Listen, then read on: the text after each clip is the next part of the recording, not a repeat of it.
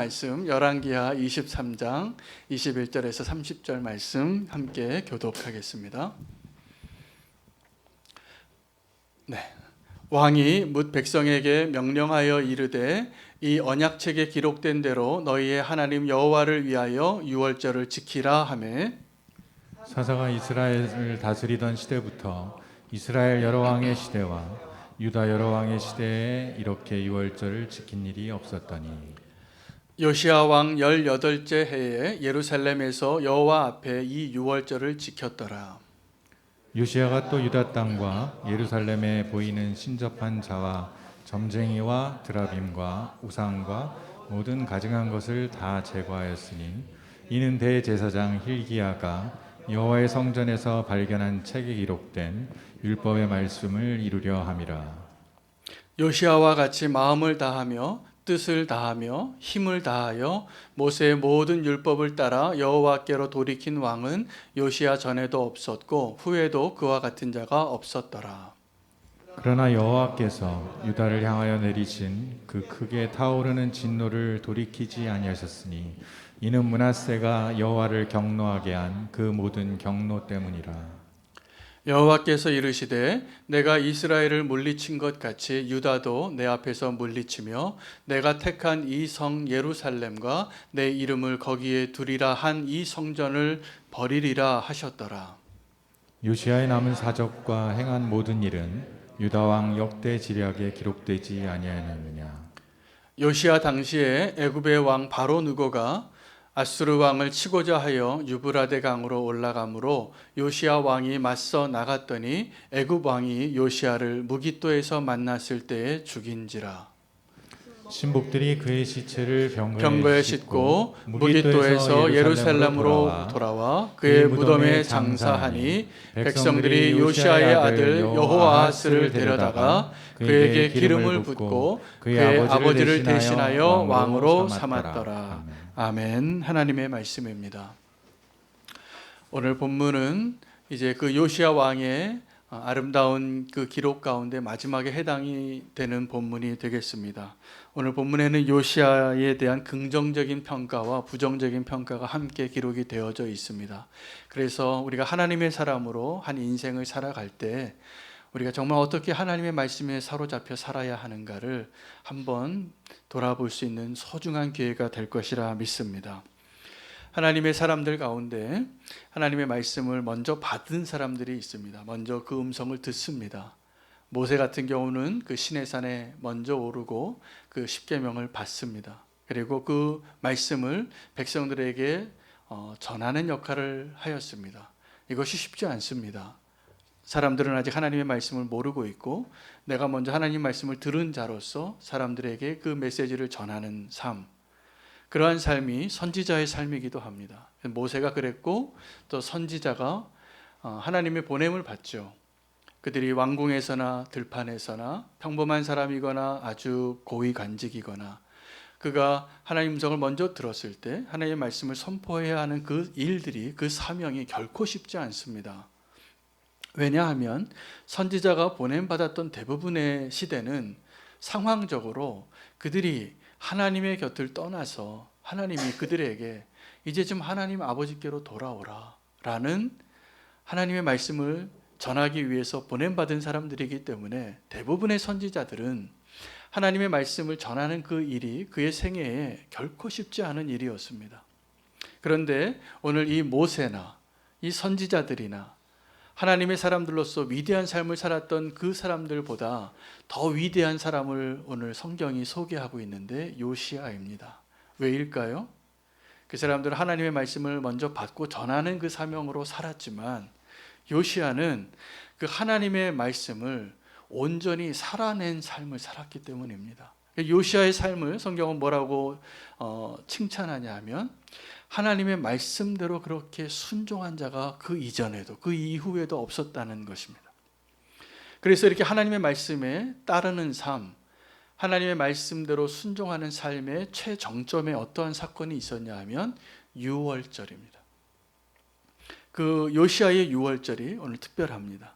요시야의 인생 가운데 가장 하나님이 기억하시는 사건 하나가 있다면 요시야가 많은 일들을 했거든요. 우상들을 다 폐하고 예루살렘 성전을 회복하고 그 하나님의 말씀을 발견한 그의 통치 18년째에 그가 통회하여 옷을 찢고 회개하고 또 여선지자 훌다를 찾아가고 이것이 하나님의 무슨 의도냐 그것을 발견하게 되지요. 그리고 그가 온전히 말씀대로 따르는데 말씀대로 따른 많은 일들 가운데 하나님이 가장 관심을 기울이고 계시는 것이 그 내용이 뭐냐면 유월절이에요. 그 요시아의 유월절을 오늘 기억하고 그 요시아의 유월절이 너무나 특별한 이유는 처음에 유월절이 시작되었던 그 모세의 유월절 이후에 사사시대부터 이스라엘의 왕들 가운데 남유다의 왕들 가운데 이렇게 유월절을 온전하게 지킨 자가 없었다라고 칭찬하십니다. 그런 유월절이 없었어요. 이전에도 이후에도 없었어요. 하나님의 마음에 흡족한 거죠. 이런 유월절을 지키다니. 여러분 유월절이 다 아시겠지만 한번 간략하게 요약을 드리면 이 유월절은 노예되었던 애굽에서 출애굽한 사건의 마지막 하나님의 이적이에요. 근데 그 마지막 하나님의 이적은 10가지 제안 가운데 하나님이 이 애굽의 바로의 마음을 강팍하게 해서 이 바로의 군대 애굽과 싸우고 이 세상을 심판하는 그 상징으로 마다들을 치시는데 그 어린 양의 보혈 피를 덧입힌 그 집만큼은 이제 심판이 임하지 않는 겁니다. 그래서 패스오버 되었다. 하나님의 칼을 들고 그 모든 장자들을 죽이는 심판의 날에 그 심판을 면하였다. 이게 유월절의 의미예요. 구원이죠. 그래서 그날에는 이제 양을 잡습니다. 유월절 양을 잡고 무교봉을 허리에 차고 옷을 입고 가방을 메고 지팡이를 쥐고 떠날 준비를 하면서 그 전날 밤 잡았던 그 어린 양을 잡는데 한 집안의 어린 양을 먹을 만한 숫자가 없는 가족이 있다면 그 숫자가 적은 가족 몇 가정이 모여서 함께 잡는 거예요. 그래서 그 집안에 나그네 된 자들도 다 같이 유월절 양을 먹어야 했습니다. 먹는 것이 그 허락되어진 축복이에요. 그리고 그 문설주의 바른 집은 이제 심판이 임하지 않는 것이죠. 이 유월절의 진정한 의미는 하나님의 구원과 탈출이 동시에 이루어지는 거예요. 그래서 유월절 그 마지막 고기는 먹고선 아침에 다 태워야 했습니다. 그럼 무교병만 넣고 떠나는 거예요. 이제 이 노예되어진 그 땅에서 떠나는데 이것이 유월절의 첫 번째 유월절이고 그 다음에 하나님은 모세에게 율법을 주어서 이 유월절을 어떻게 지키라라는 것을 잘 설명해 놓은 책이 모세오경에 다 그대로 기록이 되어져 있습니다. 그런데 이것을 온전히 지키지 못했던 거죠. 그러다가 이 요시아가 그 유월절을 온전히 지키게 되어진 그 사건을 기록하고 있습니다. 요시아의 유월절이 굉장히 특별한 이유는 그가 첫 번째 역대하의 본문이 오늘 다시 한번 소개되어지고 더 자세한 이야기들이 담겨져 있습니다. 그 역대하의 본문을 보면 요시아가 이 요시아의 유월절을 준비하기 위해서 몇 가지 일들이 있는데 첫 번째 한 일이 뭐냐면 하나님의 언약궤를 성전에 다시 자리를 잡게 해요. 무슨 이야기냐면 그 전에 언약궤가 딴 데 있었던 겁니다. 언약궤를 그래서 성전의 중앙에 다시 갖다 놓고 그가 이렇게 레위인들에게 명령합니다. 다시는 이 언약궤를 매지 말라. 무슨 의미일까요?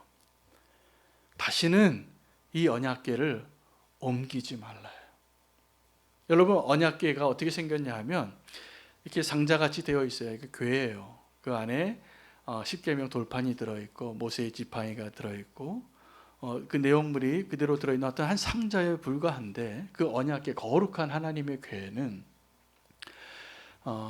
천사의 모형이 위에 있고 동시에 이렇게 고리가 달려 있습니다. 그래서 막대기를 꿰서 이 언약궤를 제사장들이 어깨에 메고 옮기도록 고안이 되어져 있어요. 무슨 의미입니까? 이거는 이동용 장비예요. 언약궤는. 왜 그랬을까요? 그 언약궤를 성막에서 하나님께서 구름 기둥, 불 기둥으로 옮길 때마다 이 언약궤를 함께 옮겨야 됐기 때문에 그랬습니다. 그런데 이제 더 이상 옮길 필요가 없는 시대가 왔어요. 언제입니까? 솔로몬의 때 이후예요. 성전이 세워졌으니까 이제 지성소에 건물 안에 이 언약궤를 잘 보관하고 거기서 온전한 유월절을 드려야 했음에도 불구하고 그러지 못했던 거죠. 온전한 유월절을 못 지냈고 또 이 요시야 바로 앞에 있었던 왕 므낫세는 이 예루살렘 성전을 다 무너뜨린 장본인입니다. 그래서 성전의 기물들을 다 없애고 이 언약궤도 옮겼던 것 같아요. 거기에 우상들을 세우고 다 무너진 성전이 되었던 것을 요시야가 하나님의 말씀을 그대로 회복하면서 이 자리야 라고 말하고 다시는 이제 이걸 옮기지 말라라고 명령하는 것입니다. 여러분, 우리는 하나님의 말씀을 듣고 따른다고 하면서 우리가 어떻게 해석을 할 때가 많냐 하면 하나님이 내 편이 되어서 내 입장에 내가 원하는 것을 응답해 주는 하나님의 말씀으로 해석할 때가 많습니다. 동일한 하나님의 말씀을 펴서 전혀 다르게 해석하는 사람들이 만날 때가 있어요. 여러분은 어떠한 모습으로 하나님의 말씀을 지금 대하고 있습니까? 하나님의 말씀이 내게 들려올 때 두렵고 떨리는 마음으로 하나님이 내게 말씀하시는구나, 내가 돌이켜야 되겠구나, 하나님께로 내가 돌아가야 되겠구나라고 느끼실 때가 많습니까? 아니면 내가 원하는 하나님의 말씀을 내가 원하는 것을 이루기 위한 도구로 사용하실 때가 많습니까? 아브라함이 자기 아들의 며느리를 구하는 일을 위해서 나이 많은 종과 함께 자기 허벅지 사이에 손을 넣고 맹세하라 그래요. 그 맹세의 내용이 뭡니까? 내 아들의 며느리를 찾아와라. 나는 이제 늙어서 못 움직이니까. 근데 그 나이 많은 그 아브라함의 종에게 네가 내 고향의 땅에 가서 이 가나안의 여인들이 아니라 내 고향의 땅에 가서 네가 보기에 내 아들에게 합당한, 우리 하나님에게 합당한 친척의 그 여인을 만나거든 꼭 반드시 물으라. 그가 이 먼 길을 와서 이곳에서 하나님의 가정의 며느리가 될 것인지 절대로 내 아들을 글로 데려가지 말라라고 부탁을 해요. 그가 오지 않으면 그건 네 탓이 아니다. 아무리 하나님의 사람같이 보이고 아무리 성실해 보이고 아무리 예뻐 보이고 아무리 모든 조건이 다 맞아도 그가 일로 오지 않는다면 그 사람 아니다. 이렇게 기준을 타협하지 말라는 것이죠. 여러분, 성도가 하나님의 말씀 앞에서 이러한 마음으로 말씀을 대할 때 우리가 정말 성도다워지고 우리가 정말 안전해집니다. 어쩌면 우리는 이 포스트 모더니즘 시대에 하나님의 말씀조차 우리의 생각에 따라서 새롭게 해석하고 새롭게 나의 뜻에 합당하게 이렇게 말씀의 뜻을 왜곡하는 일에 너무나 익숙해져 버린 시대에 살고 있습니다. 그래서 우리는 어쩌면 오늘 이 요시야가 그렇게 했던 것처럼 다시 한번 저는 이 말씀을 꼭 드리고 싶더라고요. 이 하나님의 언약궤를 다시는 매지 마라. 다시는 옮기지 마라. 하나님의 말씀대로 좀 살라. 이 말씀 우리가 오늘 붙잡을 수 있으면 좋겠습니다. 이 언약궤가 옮겨졌어요. 다윗의 때에도 이 언약궤가 빼앗겼잖아요. 빼앗겼다가 다윗이 그 언약궤를 찾아오는데 너무 기뻐서 춤춥니다. 춤춰요. 근데 그 춤추는 일들이 언제 있었냐 하면 바로 그 전에 그 언약궤를 모셔오다가 내게로 모셔오다가 성막에 들여놓으려고 하다가 우사가 죽었거든요. 우사가 왜 죽었냐 하면 하나님의 방법대로 이 언약궤를 옮기지 않았기 때문에 죽임당한 거예요. 제사장의 어깨에 메고 이 언약궤를 옮겨왔어야 되는데 새 차 뽑아가지고 리무진에다 넣은 거예요. 정말 좋은 차이다. 그러나 하나님이 원하시는 것은 이 세상에서 좋은 아주 튼튼하고 비싼 차에 실려서 옮겨오는 것이 아니라 하나님이 택한 그 거룩한 사람의 어깨에 메어만 옮겨질 수 있는 언약궤예요. 그런데 지금 그 언약궤를 이제 요시야는 뭐라고 명령하냐면 다시는 매지 말라는 거예요. 여러분, 우리가 하나님의 말씀 정말 진리이고 우리가 그 말씀에 힘입어서 구원을 받고 그 말씀대로 사는 것이 우리가 살 길이라고 믿으신다면 다시는 그 언약궤를 매지 마시기 바랍니다. 하나님의 말씀을 바꾸지 마시기를 바랍니다. 다르게 해석하지 마시기 바랍니다. 그런 분들이 꼭 목사님에게 찾아와서 질문을 해요. 목사님, 이렇게 해도 되는 거죠? 그리고 자기가 왜 그렇게 찾아오셨냐면 자기가 알고 있는 말씀의 내용과 지금 내가 하고자 하는 내용이, 내가 하고자 하는 그 마음이 다르다는 걸 본인도 아세요. 그런데 목사님한테 허락받고 싶은 거예요. 이래도 된다. 여러분, 우리 그러지 말아야 합니다. 그 내용을 모르면 제가 말씀으로 다시 한번 성경 공부도 해드리고 다시 한번 말씀을 선포할 수 있어요. 그러나 내가 원하는 대로 하나님의 뜻을 바꾸는 일은 중단되어져야 안전하십니다. 이제 요시아가 그 하나님이 기뻐하는 그 유월절을 준비하는 첫 번째가 뭐였냐면 이 하나님의 언약궤를 다시는 매지 말라라고 명령한 거였어요. 두 번째는 뭘 하냐면 그 레위 지파들을 다시 정비합니다. 그래서 레위 지파의 직무대로 서열대로 반열을 다시 정리해서 이 유월절을 온전히 지키려면 7일 동안 제사를 지내야 돼요. 그래서 월요일, 화요일, 수요일, 목요일, 금요일 담당자가 다 세워지는 거예요. 이전엔 그렇지 않았던 겁니다. 그래서 이 7일 동안 유월절을 온전히 지낼 수 있도록 제사장들의 반열을 다 정하고 말씀대로 이 유월절을 지킨 거예요. 세 번째, 이 요시아가 준비한 유월절의 중요한 의미는 그가 유월절에 있어서 가장 중요한 준비물은 언약궤를 옮기지 않는 것, 제사장들을 잘 순번대로 잘 대기시켜 놓는 것, 이것보다 더 중요한 게 있어요. 뭐냐 하면 어린 양이 필요해요. 이 제사를 드릴 어린 양이 필요한데 그 어린 양을 이 이스라엘 백성 한 200만 명이 다 먹으려면 어린 양이 얼마나 많이 필요하겠어요? 숫소가 얼마나 많이 필요하겠어요? 이 온전한 유월절을 7일 동안 계속 수만 마리가 필요한데 그때 뭐라고 기록하냐 하면 요시아가 자기 소유의 어린 양 3만 마리, 자기 소유의 숫소 3천 마리를 꺼내놔요. 왕이 이렇게 솔선수범하니까 영적인 지도자들이 함께 동참하더라고요. 그래서 대제사장 힐기야와 스가랴와 여히엘이 어린 양 2,600마리와 숫소 300마리를 또 하나님께 드립니다.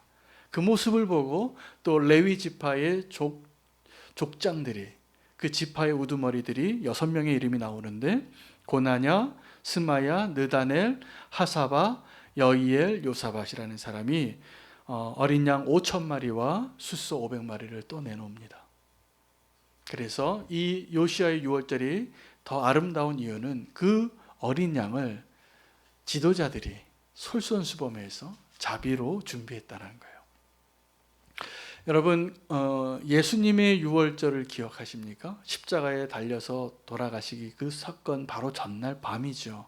최후의 만찬을 했던 그 유월절을 준비하면서 예수님이 제자들에게 명령해요. 유월절에 자리를 좀 마련하는 걸 준비하러 몇 번지에 가서 부탁을 해라.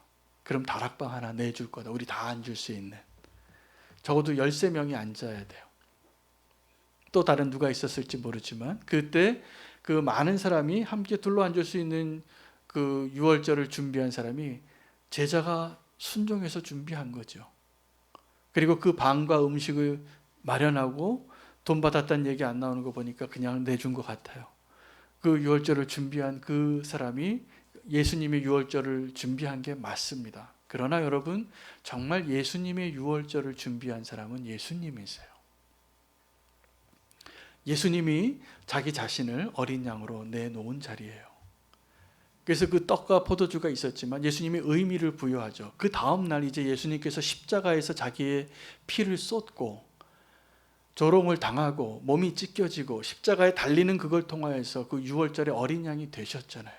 근데 그 전에 이것을 알려주시기 위해서 떡을 떼주면서 받아 먹으라. 이건 내 살이다. 내 몸이다. 잔을 건네주시면서 받아 마시라. 이거는 내 피다. 이게 예수님의 유월절이에요. 여러분, 그 예수님의 유월절은 예수님이 준비하신 거고 하나님이 준비하신 거예요. 예수님은 자기를 내어드린 거고 하나님의 입장에서는 독생자 아들을 내어주신 거예요. 그게 예수님의 유월절이에요. 이 요시아의 유월절이 아름다운 이유는 이 예수님의 유월절을 닮았어요. 그 언약궤를 움직이지 못하게 하고 제사장들과 레위인들을 다 준비시키고 말씀대로 그대로 이루기 위하여 이 유월절을, 자기도 기뻤을 거예요. 여태까지 한 번도 그렇게 해본 왕이 없는 거예요. 이 온전한 유월절을. 여러분, 우리도 교회가 이 요시아가 드렸던 온전한 유월절과 같은 그 온전한 유월절을 우리가 함께 힘을 모아 준비할 수 있기를 축복합니다. 그때 그 유월절이, 준비되어진 유월절이 우리를 기쁘게 하는 거예요. 여러분, 우리에게서 이 예배가 유월절과 같은데 우리가 이 자리에서 정말 주님이 함께 하시는 그 기쁨을 누리기 위해서 정말 필요한 게 뭐냐 하면, 이 자리에 나오기까지 우리의 삶이 온전한 예배자로, 온전한 레위인으로, 온전한 어린 양의 보혈을 준비할 수 있는 그 모습이 되어야 이 기쁨이 충만한 예배를 우리가 경험할 수 있는 것입니다. 여기까지가 아름다운 이야기예요. 그래서 요시아의 이 유월절은 어쩌면 사사시대부터 이제 왕국 시대에 한 800년 가까운 이 역사 속에서 하나님께서 그렇게 원하셨던 그 기대가 성취되어지는 거룩한 예배의 면에서 그 산봉우리에 있던 그 사건이에요. 정상에 있는 요시아가 그 일을 해낸 거예요. 그 이전에도 없었고 이후에도 없고, 하나님이 가장 기뻐하시는 아름다운 유월절, 요시아가 그 유월절을 준비합니다. 그런데 짧지만 이 요시아의 그런 산봉우리에 있는 가장 아름다운 순종의 모습과 함께 소개되어진 내용은 그의 허무한 죽음이에요.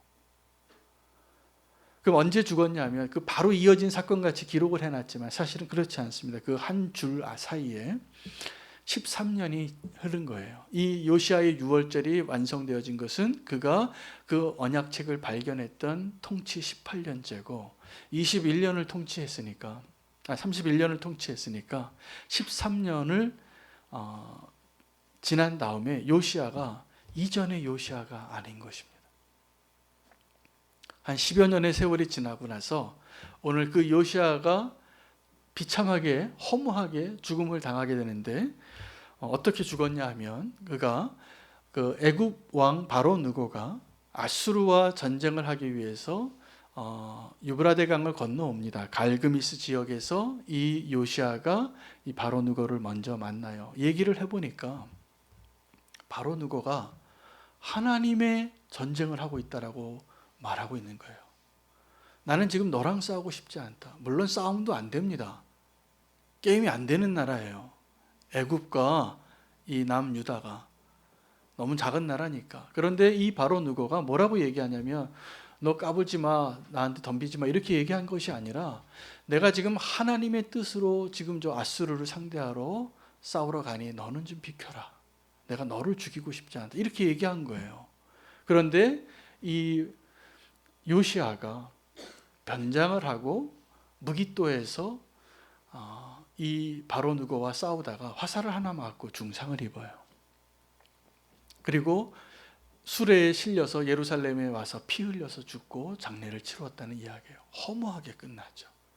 하나님께서 그렇게 기뻐하는 영적인 부흥을, 하나님의 말씀에 목숨을 다하여 이같이 지켰던 왕이 없었던 그 위대한 하나님의 사람이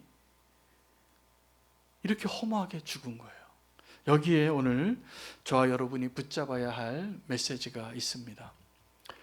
첫 번째는 어제의 믿음으로 오늘을 살 수 없다라는 것입니다. 우리가 어제, 지난날에 우리가 한때 하나님 앞에 기쁘게 헌신하셨던 그 날들이 있으셨을 겁니다. 저에게도 있어요.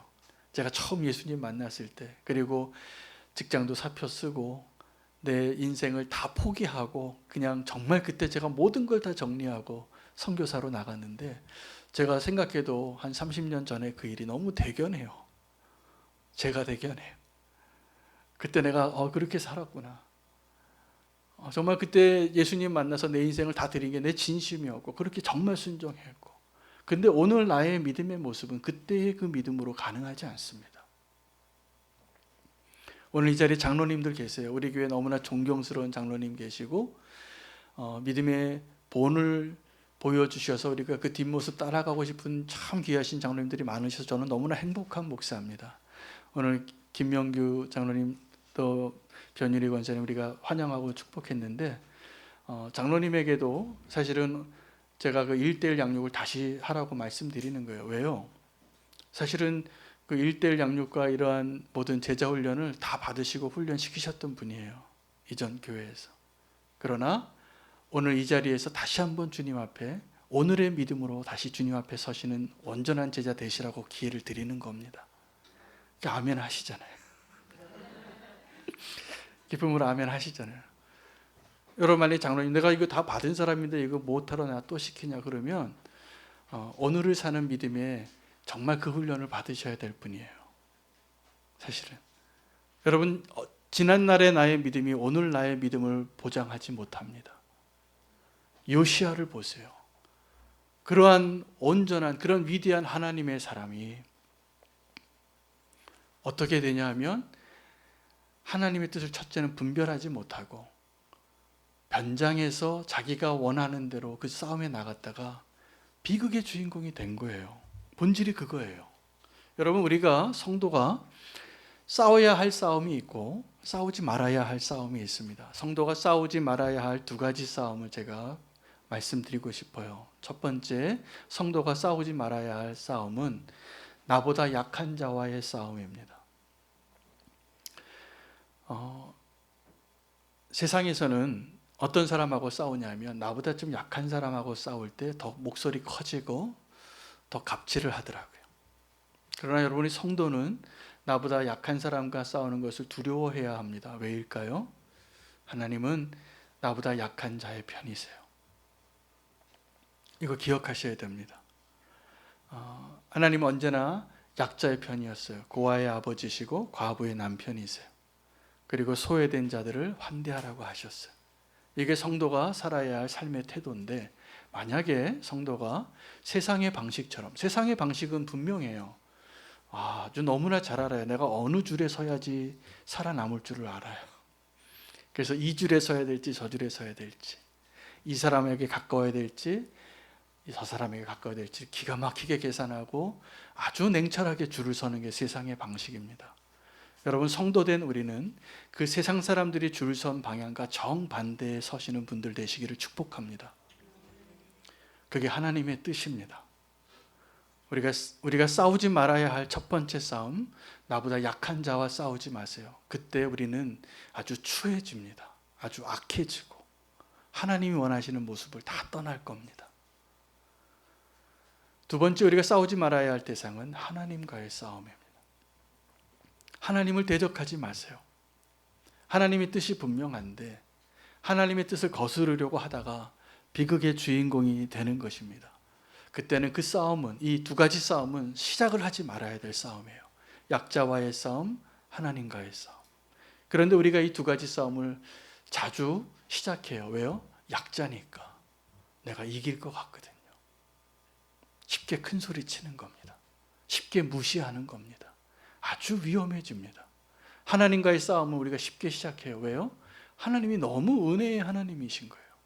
내가 버릇 없이, 내가 아무리 거역해도 또 나를 용서해 주실 것을 아니까 맘 놓고 대들어요. 맘 놓고 거역해요. 맘 놓고 하나님을 멸시해요. 여러분, 다윗이 밧세바와 범죄하죠. 그때 그 범죄했던 그 다윗을 향하여 하나님이 뭐라고 책망하시냐면, 네가 나를 이렇게 멸시하였느냐.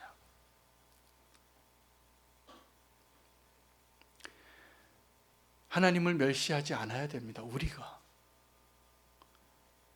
세상에서 하나님을 알지 못하는 사람들이 멸시하는 게 아니라 하나님을 아는 우리가 멸시하는 거예요. 오늘 이 요시야는 하나님을 멸시하는 방향으로 걸어가고 있었던 거예요. 이 바로 누고가 뭐라고 얘기하냐면, 하나님이 나로 하여금 저 아수르를 대적하여 싸우라고 하였으니 너는 좀 여기 간섭하지 마라. 어서 속히 가라고 했으니까 내 길을 막지 말라 그랬어요. 그런데 이 하나님의 뜻으로 지금 전쟁을 한다고 하는 이 바로 누구의 말을 요시아가, 이 하나님의 사람이 듣고 무시하는 거예요. 여러분, 이게 하나님을 멸시하는 겁니다. 우리가 하나님의 뜻을 몰라서 범죄할 때가 있고, 하나님의 뜻인 것을 알고도 그것을 의지를 가지고 거역할 때, 이것은 하나님을 멸시하는 거예요. 그가 했던 일이 뭡니까? 변장해요.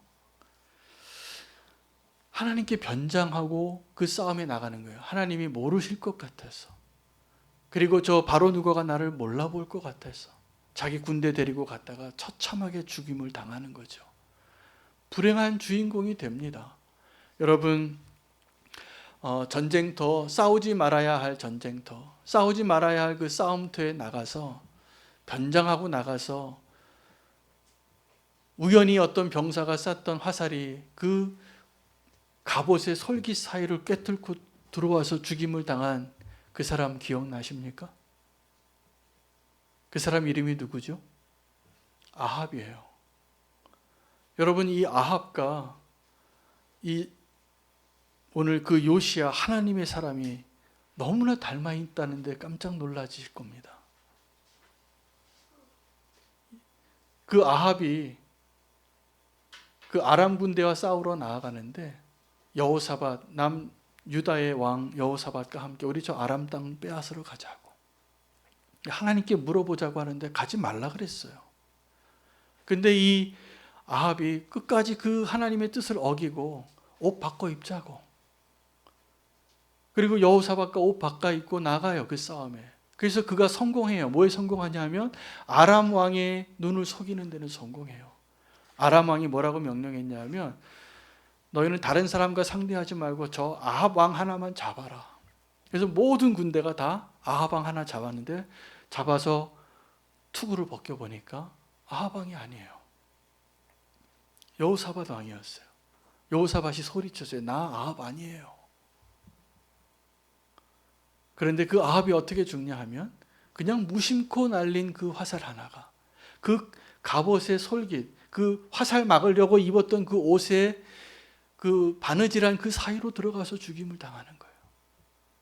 오늘 이 무깃도에서 죽임을 당한 요시아도 그 아합이 그 갑옷의 솔깃 사이로 뚫고 들어온 그 화살로 죽임 당한 것과 똑같습니다. 뭐라고 생각했을까요?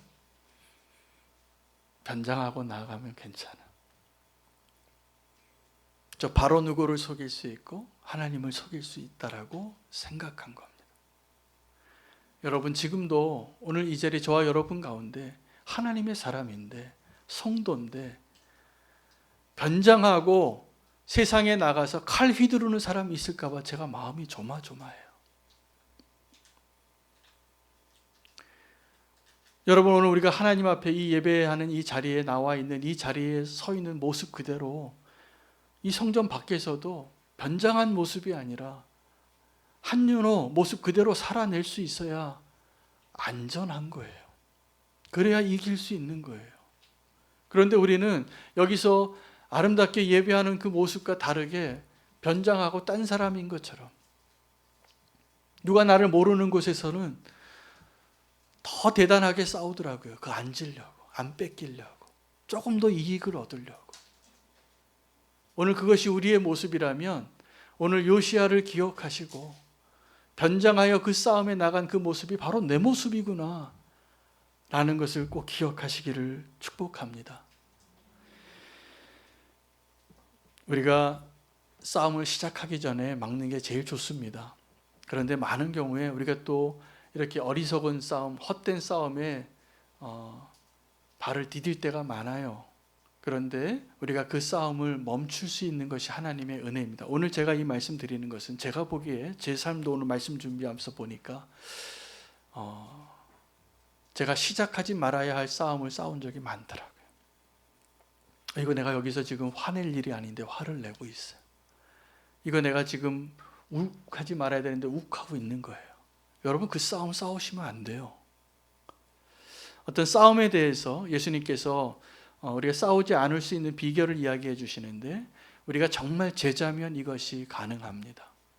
누가복음 14장에 예수님께서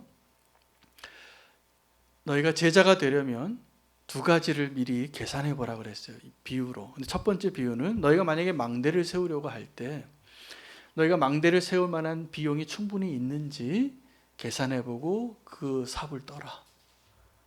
그 망대를 세우는 일을 시작해라. 만약에 돈 없으면 시작하지 말라는 거예요. 이게 제자가 된다는 의미라는 거예요. 또 하나는 어떤 왕이 다른 왕과 전쟁을 하는데 내 군사 2만을 가지고 저 군사 만을 내가 상대해서 이길 수 있는가를 미리 헤아려 보고 싸움을 시작하라는 거예요. 그렇지 않으면 싸우지 마라. 화친을 청하라. 이것이 제자가 되는 삶하고 무슨 상관이 있을까요?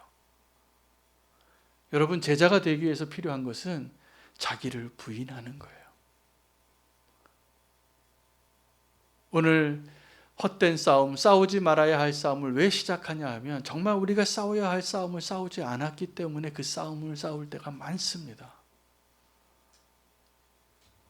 어제의 믿음으로 내가 오늘 살 수 없는 것처럼 오늘 우리가 정말 하나님 앞에 안전하고 하나님의 승리를 누리고 형통한 삶을 살기를 원하신다면, 헛된 싸움을 싸우기 원치 아니하신다면 오늘 십자가 앞에 오늘 이 시간에 다시 서시기를 축복합니다. 정말 제자가 되시기를 축복합니다. 어떤 일을 하고 싸움을 시작하기 전에 네가 자기를 부인하고 나를 따를 수 있는가를 물으시는 거예요. 다윗이 밧세바를 범하고 하나님을 멸시했던 죄를 범했던 것과 비슷한 또 한 번의 실수를 할 뻔한 적이 있습니다. 언제냐 하면 미련한 남자를 만났어요. 나발이라는. 그에게 선대했는데 그가 내 자존심을 상하게 했어요. 요즘 집 떠난 종들이 많은데 아무한테나 가서 손을 내벌린다. 이렇게 막 다윗이 보낸 종들을, 부하들을 멸시한 거예요. 그래서 다윗이 욱했습니다. 다 나와라, 칼 뽑아라. 오늘 저 나발이 목이 붙어 있으면 내가 이름을 바꾼다. 이렇게 하고선 다 나가서 길을 떠났어요. 그 소식을 듣고 나발의 종 하나가 아비가일에게 얘기합니다. 사모님 큰일 났습니다. 나는 저 왕하고는 얘기를 못하겠습니다. 너무나 무지한 사람이고 포악한 사람이라서. 그런데 이러이러하니 어떻게 하면 좋겠냐고. 아비가일이 지혜롭게 행동하죠.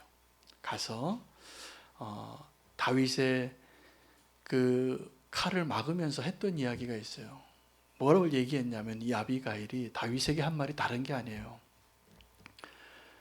내 주여, 당신이 누군지 당신 아십니까? 당신 하나님의 사람이잖아요. 생명싸개로 하나님이 당신을 지금 지켜주고 있는 사람 아닙니까? 저 어리석고 무지하고 교만하고 거만한 나발 하나 죽인다고 뭐가 유익이 있겠냐고. 이 일을 멈춰달라고. 다윗의 위대함이 여기 있습니다. 그 아비가일의 말을 듣고 네 남편 살리려고 왔냐고 묻지 않아요. 너 지금 살려달라고 말하는 것이라고 묻지 않아요. 그 내가 죽일 사람의 아내가 얘기해도 하나님의 말씀을 분별하는 사람이 된 거예요. 그래서 다윗이 고맙다고 그래요. 네가 오늘 내가 내 칼에 피를 묻힐 걸 막아줘서 고맙다. 다윗이 되기를 축복합니다. 우리가 만약에 지금 싸우지 말아야 할 그 칼을 뽑았다면, 베드로가 그 말고의 길을 벨 때 주님이 막아주시잖아요. 베드로야, 너 나 사랑하는 거 아는데 그 칼 집어넣어라. 칼로 흥한 자는 칼로 망한다. 지금 나는 죽으러 가는 길이잖아. 네가 나를 위해서 그렇게 칼을 꺼내지 않아도 돼. 여러분, 안타깝게 요시야에게 아비가일이 없었더라고요. 그 10년의 세월이 그를 바꾸어 놓았어요. 그 10년의 세월이 이전에 13년 전에 하나님께서 그렇게 기뻐하시던 유월절을 준비하고 하나님께 올려드렸던 그 요시야가 더 이상 아닌 거예요. 여러분, 유월절이 무슨 의미냐 하면 하나님이 싸워주신다는 거예요. 하나님이 그 천사들을 보내서 심판하시고 애굽을 멸하고 장자들을 다 죽이고 내가 너를 꺼내주겠다. 그 유월절을 온전히 기념해서 그 하나님의 승리에 함께 기뻐하는 그 자리가 유월절의 자리인데 지금 요시야가 어떤 사람이 됐냐 하면 하나님 됐고요. 이제 내가 저 바로 누구를 해결하겠습니다. 라고 말하는 사람으로 바뀌었다는 사실이에요. 무슨 일이 일어난 걸까요? 더 이상 그의 마음 안에 유월절이 준비되지 않은 겁니다. 여러분, 오늘 우리가 헛된 싸움에서 여러분을 건지시는 하나님의 음성, 그 사람이 바로 누고가 되었던 아비갈이 되었던 내가 천하게 여기던 그 사람이 되었던 그 음성 들으시고 그 길을 멈추십시오. 그리고 하나님이 여러분을 위하여 싸우게 하십시오. 다윗이 범죄하고 나서 언제 또 범죄했냐면 그 블레셋 땅에 들어가서 미친 사람인 척하고 그 구사일생으로 돌아오지요. 그리고 나서 다윗이 바뀌어서 어떤 사람이 되냐면 늘 하나님께 묻는 사람이 돼요. 하나님 올라갈까요? 하나님 싸울까요? 하나님 이 일을 할까요? 두 가지가 다르겠죠. 내가 분명히 이길 것 같은 사람한테도 물어보는 거예요. 내가 이길 수 없는 사람에게도 물어보는 거예요. 그때 하나님이 허락하시는 곳에서만 움직일 때 진정한 승리를 얻는 용사가 됩니다. 오늘 요시야처럼 하나님이 가장 기뻐하는 유월절을 준비했던 그 사람이 몰락하는 모습을 보고 우리가 배워야 할 것은 우리가 싸우지 말아야 할 그 싸움에 나가지 않는 겁니다. 그리고 하나님의 음성을 듣고 주님이 허락하신 대로 살아가는 것이 가장 안전하고 가장 하나님이 기뻐하시는 삶인 것을 기억하십시오. 그리고 하나님께 묻고 하나님이 허락하시고 하나님이 함께 하시는 하나님의 형통함을 누리는 요시야가 되시기를, 또 다윗이 되시기를 축복합니다. 우리 함께 기도하겠습니다. 주님, 오늘 요시야의 삶에 하나님이 무엇을 기뻐하셨고 또 무엇을 안타까워 여기셨는지를 말씀해 주셨습니다. 우리의 모습 가운데 싸우지 말아야 할 그 싸움을 향하여 달려가고 있는 모습이 있다면 멈춰 주시길 원합니다. 오늘 우리가 정말 싸워야 할 그 싸움은 내 자신과의 싸움인 것을 주님 고백합니다. 그 싸움에서 이겨서 우리가 주님이 원하시는 그곳에 두려움 없이 서 있는 주님의 강한 용사가 되게 해 주시옵소서. 변장하여 바로 누구를 대적하여 나아가 무기또에서 비참한 죽음을 경험했던 요시야가 되지 않게 해 주시옵소서. 하나님, 오직 주님이 허락하신 데까지 가고 주님이 허락하신 것을 핑계하지 않고 믿음으로 담대히 서는 주의 군사, 주의 성도 되게 해 주시옵소서. 예수님 이름으로 기도합니다. 아멘.